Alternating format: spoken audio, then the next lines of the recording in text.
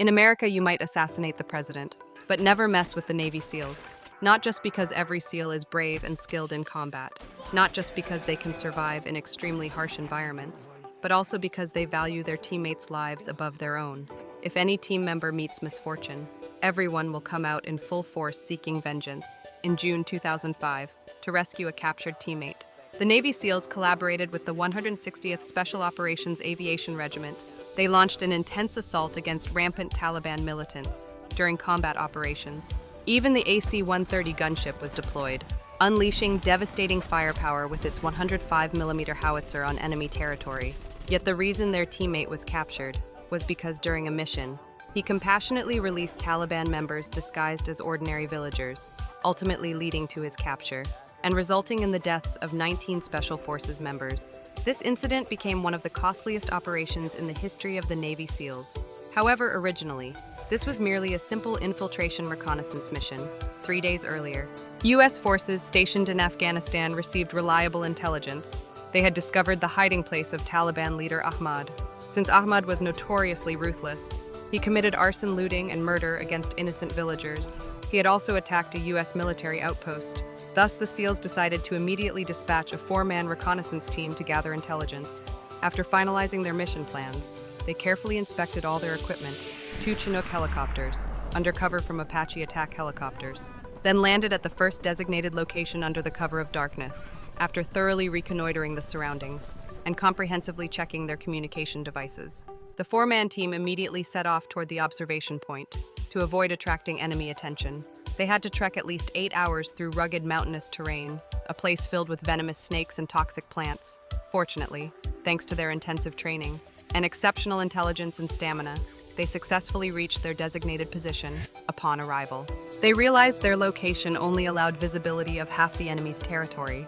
This significantly hindered mission execution. Therefore, team leader Murphy decided to relocate to another higher peak.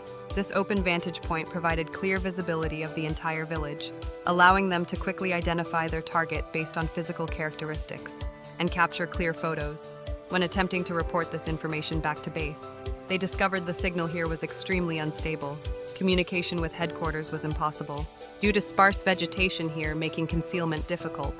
The 4 men retreated to the forest below to hide. They rested quietly, awaiting reconnection of their signals. Towering mountains stood silently. Summer afternoons echoed with constant cicadas, just as the physically exhausted and mentally tense soldiers started to relax slightly, preparing to fall asleep. Danny, who was on sentry duty, noticed a flock of sheep, followed closely by 3 shepherds, an old man and 2 younger ones. Instantly, all team members entered a state of alertness to avoid detection. They tried their best to remain hidden, though they concealed themselves well. Murphy unfortunately had his foot stepped on by one shepherd.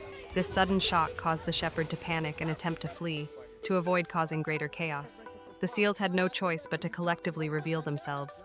They swiftly approached and restrained the 3 shepherds. Soon after, they discovered a radio transmitter on the elderly man.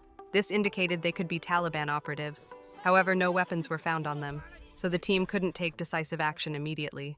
They had to request instructions from headquarters, yet at this time, their communication devices still couldn't connect. Helplessly, they risked using the satellite phone. By the time they finally connected to base, the commanding officer was asleep in his quarters. When a subordinate ran swiftly to alert him, the satellite phone completely lost its signal. The commanding officer soon realized trouble was imminent. According to the subordinate's report, the 4-man team had already missed 2 scheduled communication windows previously when deploying strategy.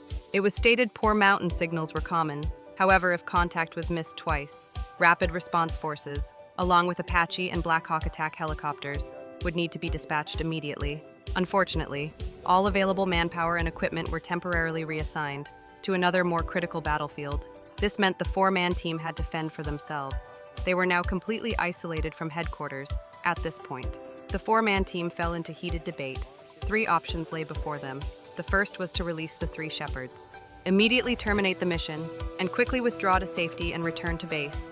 But if these shepherds were Taliban informants, they would rapidly alert more Taliban militants. This would put their entire team in severe danger.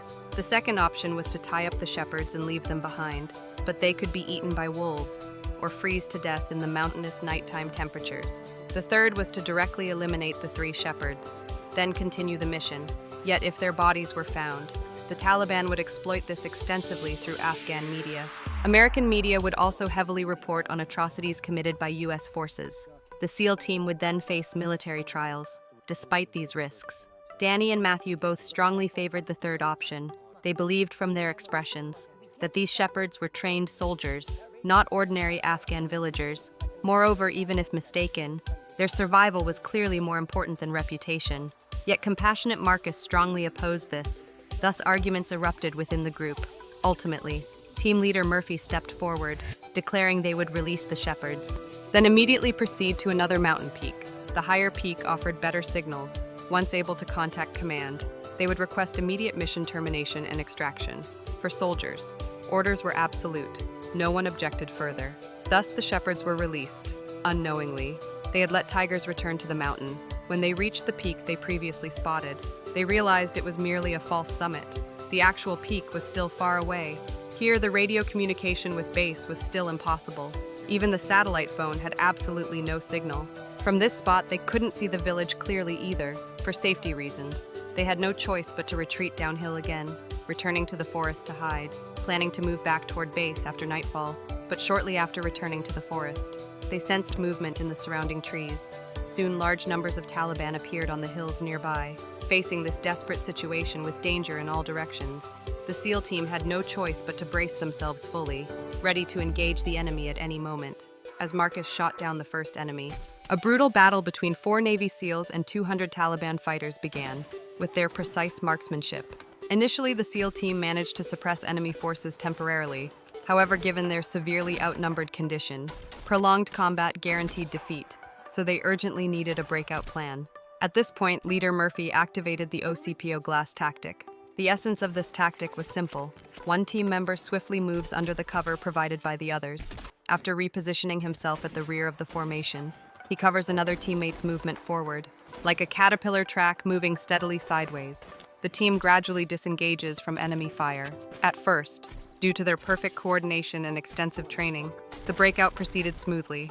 However, while Danny tried to contact command via radio requesting backup, a bullet suddenly shattered several fingers on his hand. Blood immediately poured from the severe wound. At the same time, Matthew was hit in the shoulder. Now facing massive enemy forces, the Taliban fighters, relying on sheer numbers, charged directly forward for close quarters combat. At this moment, the team was overwhelmed, fighting enemies attacking from all directions. Thankfully, Matthew's exceptional physical strength allowed him to continue despite his shoulder wound. Meanwhile, the Taliban deployed heavy machine guns, unleashing overwhelming firepower to suppress the SEALs and cover their comrades' advance. Facing heavy enemy fire from all sides, the team fought valiantly, utilizing every ounce of combat experience and determination they possessed. However, given enemy superiority in numbers and position, defeat was only a matter of time. Forced to escape toward their right side, where enemy fire seemed weaker, they had just begun moving when the Taliban launched another aggressive attack. Within moments, all 4 team members sustained injuries. Some were hit in the thighs, others were shot in their hips. With the situation worsening rapidly, the team threw smoke grenades in an attempt to slow enemy advancement. But the Taliban didn't provide them any breathing space. They immediately fired RPG rockets directly into the smoke. By now, it was clear they were no match for the Taliban forces. Ahead lay intense enemy firepower. Behind them lay steep cliffs. Seeing no other choice, the team destroyed their already damaged radio equipment, resolutely jumping off the cliff behind them. The fall was brutal and completely unprotected. Some collided directly with large rocks. Equipment was scattered everywhere. Others crashed through dead trees or slammed violently into thick trunks. By the time they finally came to a halt, their bodies felt shattered. Yet, drawing on extraordinary willpower, they stood once more, gathering together again despite their severe wounds. This terrible descent granted them only a brief respite before they could discuss their next move. The Taliban quickly pursued them again, familiar with the terrain, quickly closing in on the SEAL team's location. Due to the sheer number of enemies and the tactical disadvantage of fighting uphill, they could only passively take cover behind rocks, helpless under enemy fire, forced to continue retreating into the woods. But the severely wounded SEALs were unable to avoid dense enemy fire raining down around them. During the retreat, Danny was hit again in his already wounded leg, completely losing his ability to move. Murphy saw Danny's condition. He immediately grabbed him, dragging him onward despite the additional risk. After retreating further, they finally reached another hillside. gaining yet another brief moment to breathe. At this point, every team member had sustained severe wounds. Communication was still impossible, and they had lost their medical supplies along with their backpacks during the escape. They could only temporarily seal their wounds with dirt. Who could have imagined? Yesterday, these young men, still full of pride and strength, had been competing in tests of skill and endurance. Yesterday, they discussed bright futures, laughing as they talked about life's big events. Now even walking had become painfully difficult. Those same energetic warriors might never see tomorrow's sunrise. For soldiers accustomed to constant threats of death, dying itself wasn't necessarily terrifying, but as long as even a sliver of hope remained, they refused to give up. So when the Taliban approached again, even though the only escape was another sheer cliff, the SEAL team didn't hesitate to leap once more. Marcus and Matthew jumped off first. When Murphy, carrying severely injured Danny, tried to follow, Taliban bullets suddenly rained down. Murphy lost his footing and fell off the cliff. Danny, left behind at the cliff's edge, was immediately riddled with bullets. Marcus, Murphy, and Matthew endured another devastating tumble down the cliff. This second fall was even harsher. The steep cliff and sharp rocks inflicted severe fractures. By the time they finally stopped, all three were gravely injured. Yet even as Taliban rockets continued to explode around them, they refused to abandon Danny above. Finally, Murphy decided. He and Marcus would attempt an encircling maneuver back uphill, but enemy firepower was overwhelming. They were quickly forced to abandon their effort. However, Murphy noticed a location slightly higher up the slope that might offer satellite reception, realizing it was their last hope. Murphy gave Marcus his remaining ammunition, then with determined eyes told Marcus never to give up fighting. Murphy turned toward the peak and climbed upward, ready to risk his life to save his teammates. Despite the considerable distance, Marcus and Matthew quickly understood Murphy's new plan. Matthew immediately adjusted his tactics, providing continuous covering fire. I am the Reaper. Through precise coordination under heavy enemy fire, Murphy successfully reached an open rocky area. He quickly took out the encrypted satellite phone and dialed headquarters. Although the connection was weak and intermittent, Murphy finally communicated their approximate location. He urgently requested air support from command. Having completed this critical task, Murphy attempted to stand once again to keep fighting. It had become an instinct deeply embedded within every soldier's soul. But as soon as he rose, several bullets pierced his back. Murphy fell to his knees, unable to support himself further. Facing toward home in his final moments, Murphy thought of his aged parents and his recently married wife. He had promised her a war horse as a wedding gift. For this, he'd tried every possible way to save money until his beard grew prematurely gray. Now he knew he could never fulfill this promise. The hometown he dreamed of returning to had become a place he could never again reach. Those who died had truly departed, but those alive didn't necessarily live fully. Matthew, for instance, was still breathing, yet already saw death approaching. He solemnly told Marcus, "Please tell my wife how deeply I loved her, but ask her not to grieve too much over my departure, for dying alongside my brothers filled my life with meaning." Marcus intended to reassure him, "We won't die," but enemy gunfire erupted again, interrupting his words. Forced to separate to divert enemy fire, both men quickly found themselves overwhelmed again. Just as their situation reached critical danger, two helicopters full of reinforcements miraculously appeared overhead. Seeing this sudden hope, Marcus and Matthew shouted excitedly. However, as one helicopter's rescue team prepared to fast rope down to assist, a Taliban rocket struck directly, causing it to crash violently into the mountainside, instantly killing all 16 soldiers on board. Before departure, the rescue team had been warned their Apache escort helicopters might not arrive in time due to another ongoing mission. Standard procedure dictated transport helicopters shouldn't fly without fire support, nor approach hot zones recklessly. However, desperate to rescue comrades, the commander chose to dispatch the helicopters anyway. He planned to abort if Apaches couldn't arrive promptly. Yet upon reaching the battle scene, despite clear warnings, the commander refused to withdraw. Tragically, his stubbornness resulted in devastating losses. Unwillingly, the remaining helicopter had no choice but to retreat. Thus, Marcus and Matthew's briefly ignited hope extinguished in seconds, leaving them once more isolated and helpless.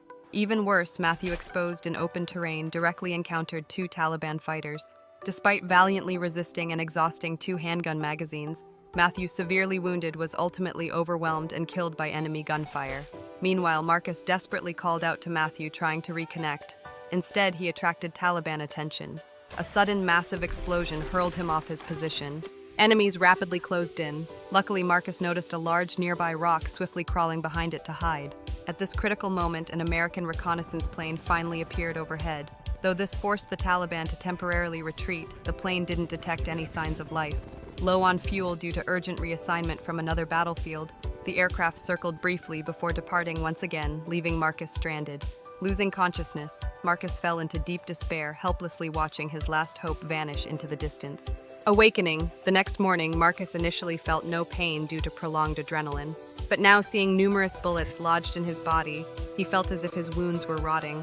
Yet survival demanded immediate action before the Taliban returned. Gritting his teeth, Marcus forcefully pushed exposed bones back into his leg. Dragging his severely wounded limb, he struggled step by step through mountainous terrain. Towering mountains stood silently containing unseen dangers. Yet Marcus fortunately avoided both enemy patrols and wild beasts, eventually discovering a clear freshwater stream. Having gone a day and night without food or water, he plunged into the stream, desperately drinking and regaining some strength. Suddenly, 4 unfamiliar men appeared nearby. Alarmed, Marcus immediately drew a grenade, threatening mutual destruction if they approached. Surprisingly, instead of fear, the 4 men offered friendly assistance. Initially, Marcus distrusted them, but as the Taliban's search party drew closer, Marcus noticed a young boy among them with eyes clear and sincere. Ultimately, Marcus chose to trust them, following them into a nearby village. The villagers faithfully adhered to Pashtunwali, an ancient code demanding protection of guests, even at great personal risk. They had courageously resisted brutal Taliban rule for generations, paying heavily in blood for this principle. Marcus initially believed himself safe within this village, but soon Taliban forces tracked his blood trail directly into town. The man who saved Marcus tried desperately to intervene, but was powerless against heavily armed Taliban fighters. Villagers helplessly watched as Marcus was dragged toward a blood-stained execution log where countless innocents had previously lost their heads to Taliban brutality. Believing Marcus would certainly meet the same fate, villagers braced for the worst. Miraculously, just then, a group of armed villagers arrived, swiftly confronting the Taliban. With numerical and weapon superiority, the villagers forced the Taliban into humiliating retreat, rescuing Marcus once again. Due to these events, villagers urgently gathered to plan next steps, leaving only the young boy to watch over the gravely injured Marcus. Marcus desperately needed a sharp knife to remove bullets embedded in his body. Unable to communicate effectively in English, he struggled with exaggerated gestures. Finally, thinking he understood, the boy briefly exited, returning instead, proudly holding a live duck. Apparently, the local pronunciation for duck closely resembled the English word knife, causing this amusing confusion. Marcus felt completely helpless, witnessing the boy's innocent mistake. Fortunately, at this moment, the man returned correctly, interpreting Marcus's gestures. Fetching a kitchen knife, he promptly moved to slaughter the duck. Marcus barely managed to prevent this unnecessary killing just in time. After this comical misunderstanding, Marcus successfully acquired the knife. Without any anesthetic, he sliced open his flesh, painstakingly removing bullets and large metal fragments deeply embedded in his thigh. Immediately afterward, he passed out from unbearable pain. While Marcus was unconscious, the man not only carefully tended to his wounds, but also dressed him in clean clothes. When Marcus woke again at dusk, the man kindly gave him water and food. Yet their brief moment of peace soon ended. The Taliban, previously defeated, returned once more, bringing more fighters and heavier weapons. In the fierce battle that followed, the villagers suffered heavy casualties and gradually lost ground. Marcus, alone and defenseless, was quickly discovered by a Taliban fighter who brutally wrestled him to the ground. As Marcus struggled, nearly choked to death, the young boy appeared at the critical moment, handing him a knife. Summoning all his remaining strength, Marcus stabbed the enemy fighter repeatedly in the chest. Determined to ensure the enemy was dead, outside the fight grew increasingly intense. Just as the villagers were about to collapse under the enemy assault, multiple American helicopters suddenly appeared in the sky. Rapidly targeting the Taliban below, they unleashed overwhelming firepower. Earlier, upon first reaching the village, Marcus had requested that villagers deliver an urgent rescue message to his base. Thanks to villagers who journeyed through the night, the rescue forces arrived just in time. Before being evacuated, Marcus sincerely thanked the man who saved him and the young boy who stood by his side throughout. After narrowly escaping death, Marcus finally boarded a flight home. Yet due to excessive blood loss upon reaching the hospital, Marcus briefly stopped breathing. Thankfully, swift medical intervention revived him. Later, Marcus reflected that part of him had already died alongside his 3 fallen teammates on that mountain. But precisely because of their sacrifices, Marcus fought desperately to survive, ensuring their bravery would never be forgotten. Though everlasting peace might be merely an unrealistic dream, people still genuinely desire an end to violence and war forever. This concludes today's movie sharing. You're welcome to like, comment, and share. I'm Shark, looking forward to our next meeting.